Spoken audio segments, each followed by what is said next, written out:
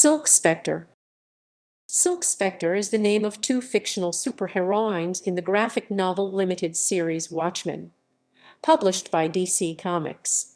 Created by Alan Moore and Dave Gibbons, the original Silk Spectre, Sally Juspeczyk, was a member of the crime-fighting team the Minutemen, while the second, Sally's daughter Laurie Juspeczyk, became a member of the vigilante team Crimebusters, also known as the titular Watchmen. In the early stages of the series' development, the characters were Charlton Comics superheroes and the female superhero was supposed to be Nightshade.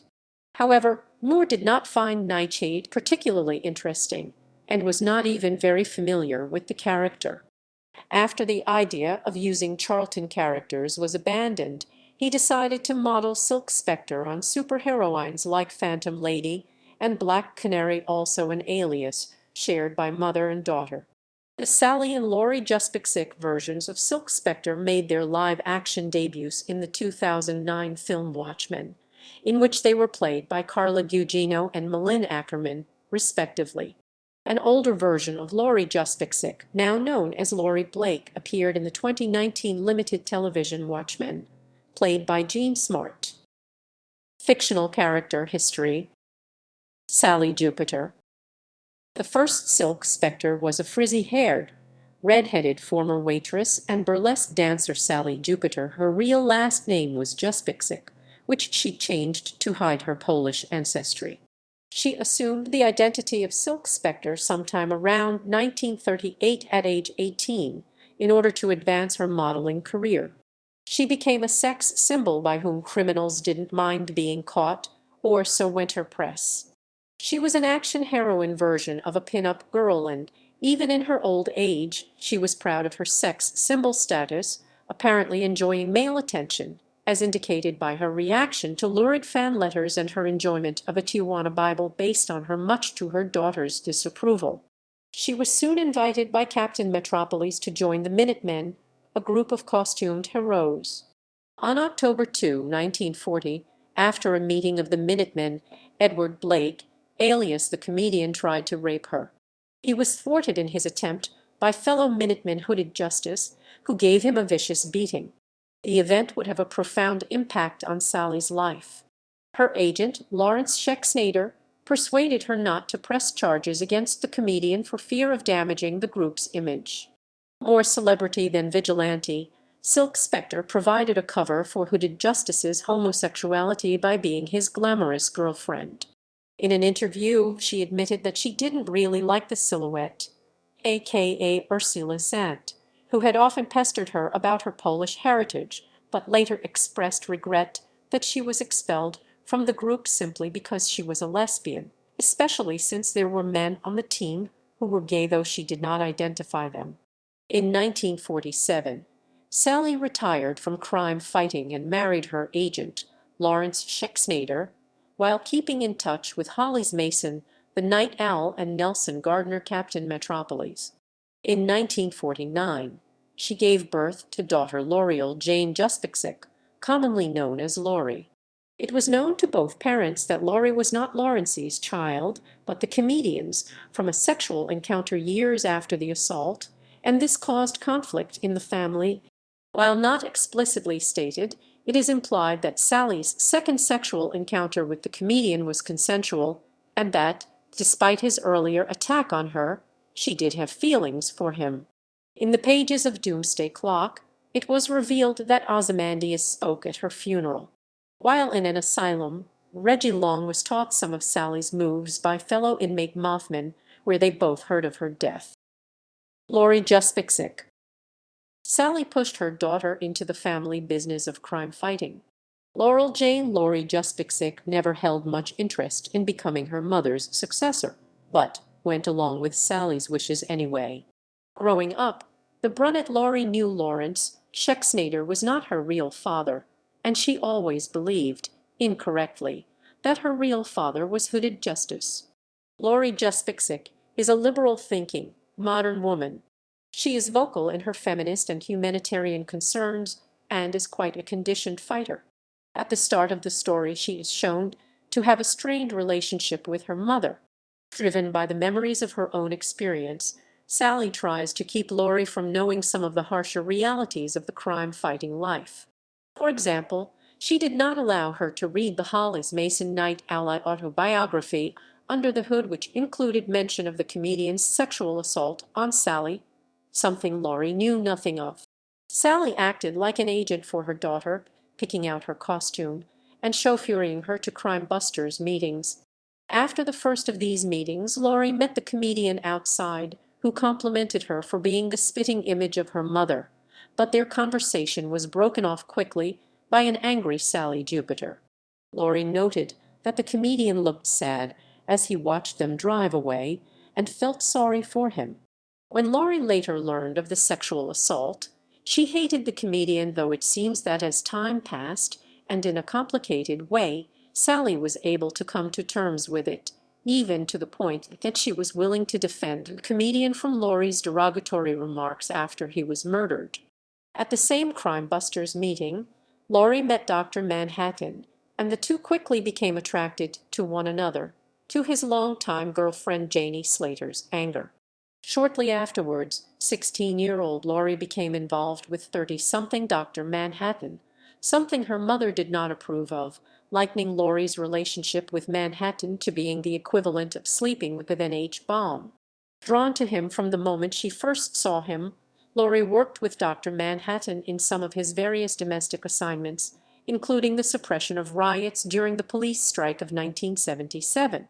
Never exactly happy being a vigilante and not happy with the government taking advantage with her relationship with the superhuman Manhattan, Laurie was more than pleased to quit being a superhero when the King Act of 1977 forced all but government-sponsored superheroes to retire.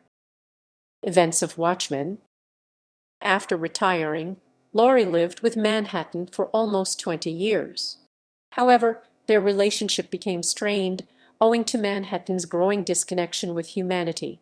Laurie eventually left him and moved in with Dan Drayberg, a.k.a. the Second Night Owl, and the two soon became romantically involved. Drayberg and Laurie decided to don their old costumes and take Drayberg's airship Archie out. During their flight, they found a building on fire and rescued the inhabitants. Soon after, Laurie was brought to Mars by Dr. Manhattan, where she attempted to convince him to save humanity from impending nuclear war. During their conversation, Laurie finally came to the realization that her real father was the comedian. Moved by the sheer unlikelihood of two people as different as Sally Jupiter and the comedian producing a child, and the child being Laurie, Dr. Manhattan realized the miracle and value of human life and agreed to save the planet. The pair returned to Earth, only to find half of New York City destroyed by Ozymandias' creature. They then teleport to Ozymandias' lair in Antarctica, where Laurie attempts to shoot Ozymandias, only to be thwarted by Ozymandias' untried ability to catch bullets. After realizing that Ozymandias' plan had worked, and that, despite the loss of several million lives, nuclear war had been averted while also uniting the nations of the world, the heroes, with the exception of Rorschach, decide that Ozymandias' plan should be kept secret to serve the greater good. Shortly after these events, Laurie and Dan Drayberg adopt new appearances and identities, now calling themselves Sam and Sandra Hollis and sporting blonde hair. They visit Sally Jupiter, now living in a retirement home, and Laurie tells her mother that she has realized the truth about her father. The issue is put to rest for Laurie, who accepts that the situation between her mother and the comedian is too complicated, and she forgives her. Sam and Sandra leave soon afterward, indicating that they will continue to adventure, although Laurie expresses the wish for a better superhero identity, leather for better protection, a mask to hide her identity, and a firearm to better fight. This parallels her father's. The comedian changed from a gaudy yellow clown suit to light leather armor with a mask to cover his scar and a variety of guns. After watching them leave, Sally picks up an old photograph of the Minutemen, which includes the comedian, and kisses his half of the picture as tears roll down her face. 2010s. The 2012 miniseries before Watchmen, Silk Spectre revealed that Laurie got her start as a superhero being trained by her mother to continue the family legacy before running away from home at the age of 16 and relocating to San Francisco with her boyfriend. In the 2018 miniseries Doomsday Clock, it is revealed that 7 years after the events of Watchmen, Sam and Sandra Hollis have a daughter together. They also adopt Clark, the son of two costumed villains Mime and Marionette. After jailing the pair following an aborted bank robbery, Dr. Manhattan noted that Marionette was pregnant. He sensed that the child had a bright future ahead of him. In order to preserve that future, he took the boy as an infant following his birth in a prison hospital. Dr. Manhattan named him Clark after Superman, raised him nearly to his teen years, and after bequeathing Clark his powers and infusing his life force into the planet, brought Clark to the Hollises to raise. Powers and abilities. Both Silk Spectres are expert gymnasts and are experts at hand-to-hand combat. Other versions. Both Silk Spectre incarnations appears in Watchmen, motion comic, where they, along with every other character in the series, are voiced by Tom Stechsholt. In other media, television, both Silk Spectre incarnations appear in Watchmen, motion comic, where they, along with every other character in the series, are voiced by Tom Stechsholt. Both Silk Spectre incarnations appear in Watchmen. Jean Smart portrays the second Silk Spectre.